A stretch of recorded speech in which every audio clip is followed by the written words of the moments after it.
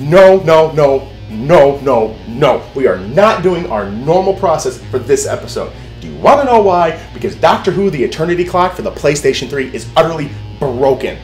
There are game-halting glitches everywhere. And the companion AI is absolutely terrible. I'm talking, they're jumping when they're not supposed to. They jump into oncoming fire and get themselves killed, and you have to restart. It's just so frustrating. If I was the companion for the Doctor, I would do so much better.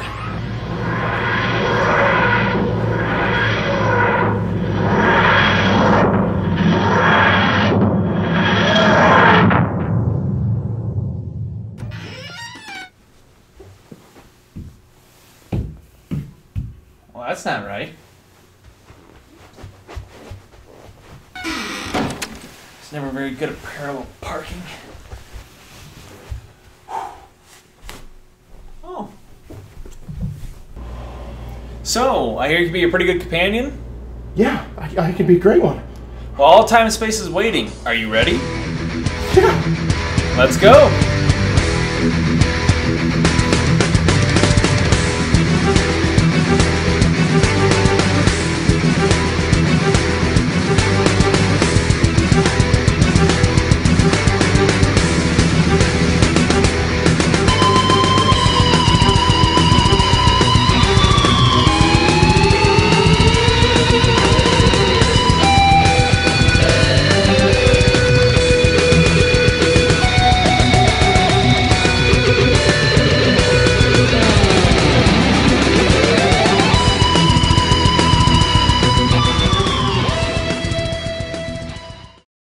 I bought Doctor Who The Eternity Clock knowing full well this was a game based off a TV show. And usually these types of games don't land well for me. But it looked like they put a little bit more effort into it, so I decided, what the hell, and I took the plunge.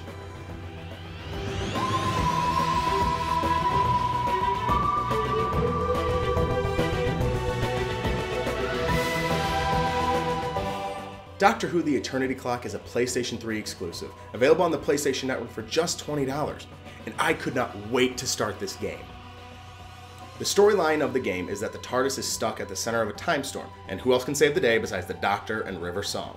They must go through different time periods of London to collect all the information and the pieces of the Eternity Clock to save the day. It was voiced by Matt Smith and Alex Kingston, so the writing seems that much more beefed up because the actors took up the mantle. You get the same feeling from these characters in the game as you would a normal Doctor Who episode. And there's plenty of wit thrown about, and there's plenty of laughs to be had. And there's so much coolness about this game. And the music, oh, the music. It's taken straight from the series, and it's the music that lets you know someone's about to get extremely clever. And it swells up just at the right times to give you goosebumps. Wait, what is that music? No, that can't be. Oh, Doctor, what was that? Corner of your eye. Luckily, Bruce Wayne has a lot of good lawyers. Exterminate! Exterminate! All of time and space. All of time and space, and you choose to go behind the couch in your apartment. I froze. That's a big question to ask somebody. I'm just saying you had a lot of options. Can we get out of this? I've seen you get other people out of this. Let's just get out of this. Okay. It's very simple. All you need to do is go over there and hit that button. That's Got it. it. That's it. Just I go can over there do and it. hit the button. I got it. Are you sure? Yes. Okay, go hit the button. I'm gonna do this.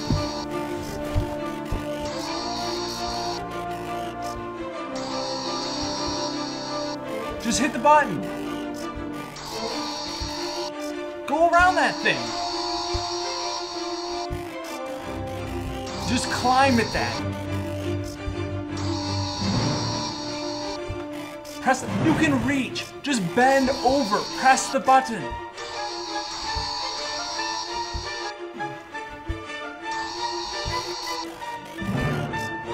Anytime, Craig, you just hit the button. Craig, hit the button. Craig! The enemies of this game are all your favorites from the current run of Doctor Who, including the Silence, the Solarians, the Cybermen, and of course, the Daleks. The game works well on the 2D plane, and the controls work fine for the platformer that it is. The left stick controls your movement left to right, the right stick controls your Sonic, X jumps, and the other buttons are just used for various actions throughout the game. Simple and logical controls. The only thing that surprised me is how much it is needed for you to late jump during this game. What a late jump is when you jump later off the platform than you think you actually can. So really when you're looking at it, it looks like you're jumping off nothing because your character's already off the platform. This gives you that extra little bit for jumping distance. It's left to right action, platforming your way around to find the next puzzle. Okay, seriously, I gotta know. All of time and space, and we're in your kitchen. Okay, it's a lot of pressure. It's your kitchen. All of time and space. I just can't think right now, man. Okay, it's fair, because we have the Cybermen coming in, and they're going to kill us very soon unless you do this for me. I need you to take this cup, fill it up with water. I'm going to hold them out with my sonic screwdriver. It's very important that you fill this cup up with water, though. Got it. Okay, I got it. Are you sure? I can do this. Are you 100%? 110%. Okay, I'm going to trust you now. Yes. All right. Got it.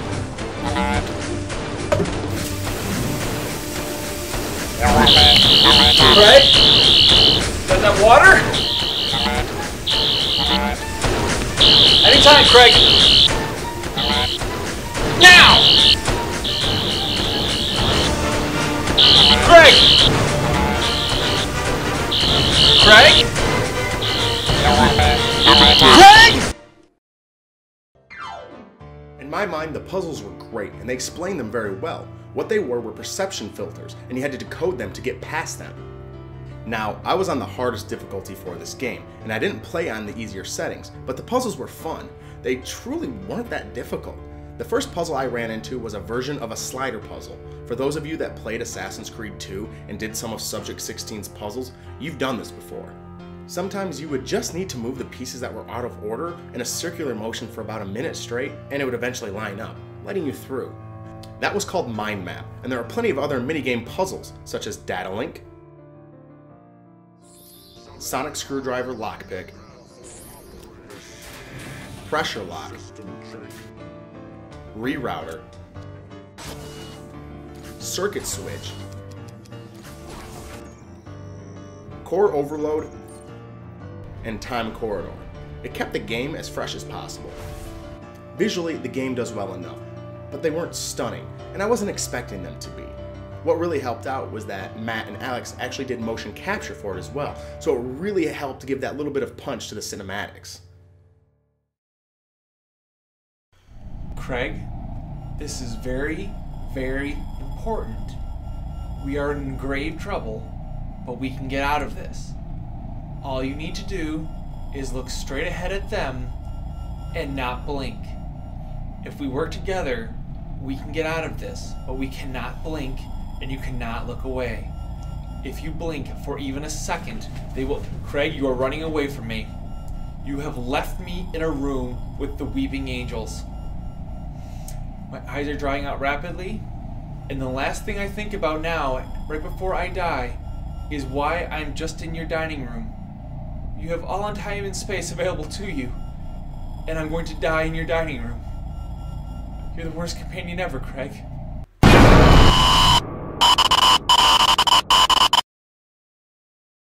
Now this is when the game falls apart. The glitches and the AI. I can't even begin to tell you how frustrating these glitches were. And what happened with Sonic Generations is I forgot to write down the times of these glitches. This time I'm not going to do it. I made sure to write these down. Though, it really wouldn't have been hard for me to refine them because there are so many. There are times when things just wouldn't work. There are plenty of times when platforms, even though you're hitting the button, they wouldn't move. It would tell you to hit up or down to move that platform, and it wouldn't move. Certain Daleks would glitch out, and even though before they would go back to their normal patrol when you hid, they would get stuck in a wall and just stare at you the whole time. You couldn't move. You were effectively trapped, or you could try and run from them and get shot and have to respawn. So regardless, you couldn't move. There are times I would respawn with the enemies on high alert and they would know exactly where I was at. And for the first time in a long time, if ever, I had a pleasant glitch. There were Cybermen coming down the subway tunnels, and you had to electrocute them to keep them at bay. At the very end of one of the runs I made, I was just jumping around in celebration, and one of the Cybermen grabbed me, Inspector Gadget style, and made me respawn. That was with 1 second left. The next time around, no Cybermen spawned. I didn't have to do anything. I was worry-free. But that was the only time it was pleasant, because every other time during the game, it was horrible for me. Things wouldn't move, and I could not progress in the game. It was extremely frustrating, but nowhere near as frustrating as the AI. River, oh dear River, I'm not a fan of you on the TV series, and you just lost a lot of stock with me because of this game. Oh, you didn't want to jump over that box? Oh, you didn't want to follow me? Oh, you want to respawn over and over again? Oh, I see how it is. Oh no, you can't jump over that box, come help me push it? No, I guess not, that wouldn't make any sense. Oh, you don't want to shoot that door lock? Like you clearly just told me you're going to? Oh, that makes perfect sense too. Why are you jumping back down? Get back up, thank you. Get back up the ladder and grab that switch phone. No, pull this, don't jump. Oh my God, River, just go up the ladder, go up the ladder, just, no, don't jump back. Oh my God, River, what are you doing? What are you doing? I'm gonna throw my controller. Brian, I'm gonna throw my controller. I can't do this anymore. I'm gonna throw my controller. Craig, put the controller down. It's okay, just breathe. No, it's gonna be all right, man. Don't throw the controller, Craig.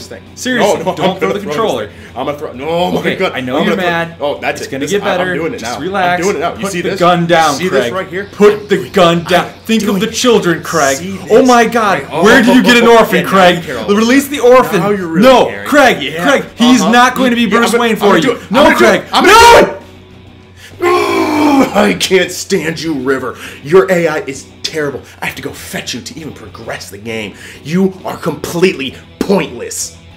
Now, I heard this game is a lot better when you have a friend playing as the companion, but I couldn't do that because I only have one PlayStation 3 controller. But I feel a lot better giving you guys the review of don't play this game unless you have a friend to play it with. You are by far the worst companion I have ever had. You have done nothing but bring me harm from the minute I brought you aboard. Report in. Have you seen anything? Nope. I haven't seen any movement. Are you sure? Yes, I'm sure. Are you absolutely sure? Doctor, I'm positive. I haven't seen a thing.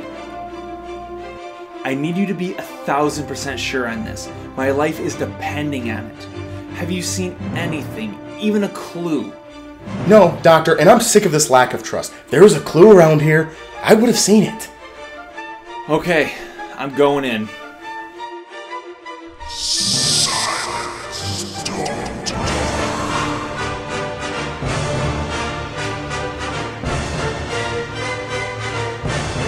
Uh-oh.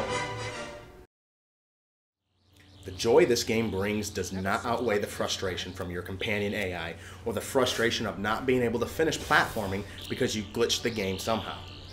This is another time when the game halts your progress and not your own ineptitude. Strap yourself in for a glitchy ride and a companion with the brains of an eggplant. If you have someone to play with, maybe this game will be altogether different, and I hope to God it is. Overall, this game has some great puzzles and a great storyline, especially for Whovians. But if you're not a fan of Doctor Who, I highly suggest to stay away. I love Doctor Who, but being objective, I can only give this a 2 out of 5. So clearly, I love Doctor Who, but I didn't always. The first time I actually watched Doctor Who, I was unimpressed. The special effects were subpar, the storyline was just kind of okay on that first episode. It really didn't hook me. But then I watched the second episode, and then the third, and then the fourth, and the next thing I knew, I was marathoning that late into the night. Why, you ask? Time travel. It is the perfect storyline for a show. All it is a guy traveling throughout space and time, literally no limit to the adventures that he can have. He winds up on all these weird planets, meets all these fun and interesting people, and he has these cool adventures along the way. What makes the show so interesting and dynamic is the fact that they can actually change the actor who plays the Doctor whenever they really need to. When I came in, I started off watching the Ninth Doctor. The Ninth Doctor was actually my first experience with Doctor Who, and I kind of grew to like him. But as time went on, he ended up moving on, and they found a new actor to play the Doctor. So he went from this first one, who I started off with and got learned to love, to this entirely new guy. And I wasn't so sure how to react to him. But, as you may notice, that's who I'm dressed as, the 10th Doctor, my favorite, David Tennant. He was my Doctor. He was smart, he was funny, he was charismatic, and he could kick ass when he needed to. Then they made the transition later on to the 11th Doctor. Now granted, that doesn't mean I stopped watching the series just because my favorite Doctor went away. It just means that it was an entirely different guy playing the role in a different way. It still made the show interesting and fun, it just changes it a little. And that's what's cool about this show. It's always mixing it up on you so you really never know what's coming as the viewer. It mixes it up in different ways, different doctors and different enemies. Also, different companions, but I'm going to get to that in a second. The different enemies are part of what makes this show amazing. Now, I always said when it comes to like comic book heroes, they are really defined not by their powers, but by the enemies that they fight. And the cooler the enemy, the cooler the hero. And Doctor Who is no exception. With the Daleks, Cybermen, there's the Stone Angels, the Silence, the list goes on. They're very memorable and they're very, very cool characters. Matter of fact, when the show first started, there were stories about how kids would have nightmares about the Daleks coming for them in the night. It's a really cool concept to think of, that this show has influenced so many people over the years and defined so many generations. With that, I want to talk about the other thing that helps define the Doctor, his companions. And he's had a lot of them over the years. But one thing that's always consistent is this: the companions help the Doctor, whether it be by helping them during an actual mission or just help to define him as a person. Now, each Doctor has his own personality and he is different, but it's how he interacts with his companions that really helps show you who that man is. The current Doctor's companion is Amy Pond, along with her husband Rory. This creates an interesting dynamic, a husband-wife combo traveling with the Doctor. But it's not always that way. Most of the time the Doctor tends to travel with single women. Yes, I wonder why I like this show. But no, I'm just playing with it. It's a really, really good show. And the characters that he travels with are not always just going after the Doctor. They're there to have an adventure themselves. One of my personal favorites was Donna Noble. Donna Noble was not a character that had a love interest with the Doctor in any way, shape, or form. They were honestly just friends. And it showed. They were characters who just were able to play off each other, have a good time and a laugh while saving the world. It's really, really fun to watch. Now, I can honestly recommend this show. I can recommend it with flying colors, in fact. But I really do have to preface that with this. Get past the first couple episodes. The first time you watch it, you might not be that impressed. The second episode, you're going to be getting there. By the fourth or fifth, you'll be gone just like me and running out and buying your own David Tennant outfit. I recommend this for anyone who's into sci-fi and a good time. It gets 4.5 Breens out of 5.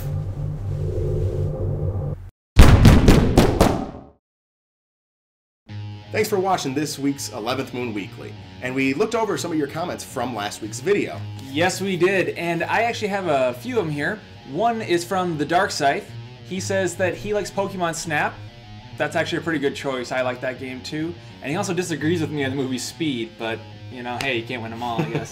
Just not my type of movie. Actually, that's pretty impressive though. He blows through that thing in 15 minutes. It's been a long time since I've played Pokemon Snap. That just seems like a pretty quick. The fact that he can play through Pokemon Snap in that amount of time really is fascinating, because that little thing goes on a track and it just takes forever, it feels to me. But yeah. It's still fun. Yeah, it is. Yeah. Mikey J also responded saying that his game was Sonic 3. He liked to speed through that one, so it's kind of fun to be got a Sonic game for our speed runs. And also Colonel Burke said that his was Halo 2.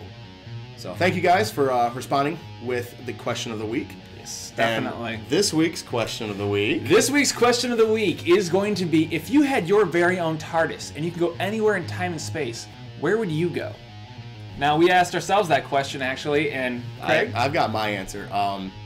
one thing, since we just don't know about the other planets and other places and whatnot, I would like to go see another civilization where I was not going to get attacked. So peacetime, where they're available of taking people and not shooting them in the face or whatever their attack may be. But if that wasn't really possible, I'd still love to just go about 100 years in the future for Earth and just see how the whole planet is and see what's going on. For me, it's kind of the opposite. I'd walk into the TARDIS, and you know how he just kind of hits random levers and knobs and everything? I would do that too, and hopefully end up on the other side of the universe at a random time. Just because of the exact opposite reason. I want to be out there and I want to have an adventure. If I have a TARDIS, that's what I'm doing. So, tell us, what is your time and place, your adventure you would make in the TARDIS? And also, don't forget to subscribe, like us both here and on Facebook. Leave that comment down below, and also follow us on Twitter. See you next week, guys.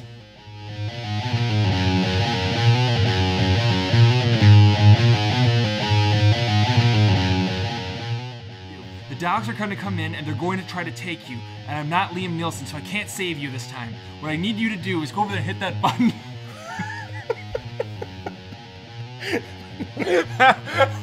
Nope. No. Nope. Nope. Haven't seen anything. Nope. Haven't seen anything. Nope. Haven't seen a thing. Nope. Haven't seen a thing. Nope. Haven't seen a thing. Nope. Barely making a mark. Nope. Haven't seen a thing. Nope. Haven't seen a thing. Nope. Haven't seen a thing. Nope. Nope. All quiet over here. Nope. Haven't seen any movement. Nope. Not a single thing. I'm touching the corner of my universe. I'm touching it. Isn't that freaking you out, YouTube? I'm touching the corner of the world. I'm this close to touching the comment section. Right there. I can like myself. Time periods to collect information and pieces of the Eternity Clock. It was voiced by Matt Smith and Alex Kingston, so the writing seems that much more beefed up by the actors taking up the mantle. You get the same feeling. You get the same feeling from the certain Daleks would glitch out, and even though before.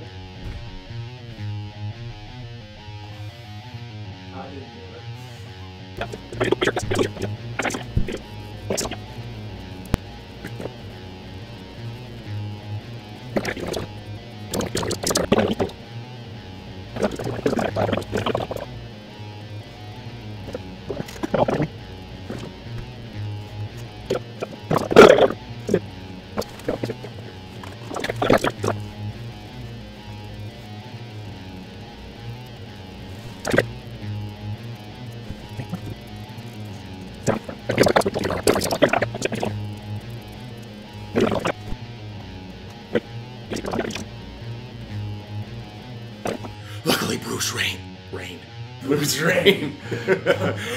Wilson. Bruce Wayne, go really help me out. It's like, Batman's Asian? When did this happen? Oh no! No! It's a Roker! Who? It's the Roker! It's a Roker! Where's Al Roker attacking? It's not a Roker, it's a Roker! Roker! Oh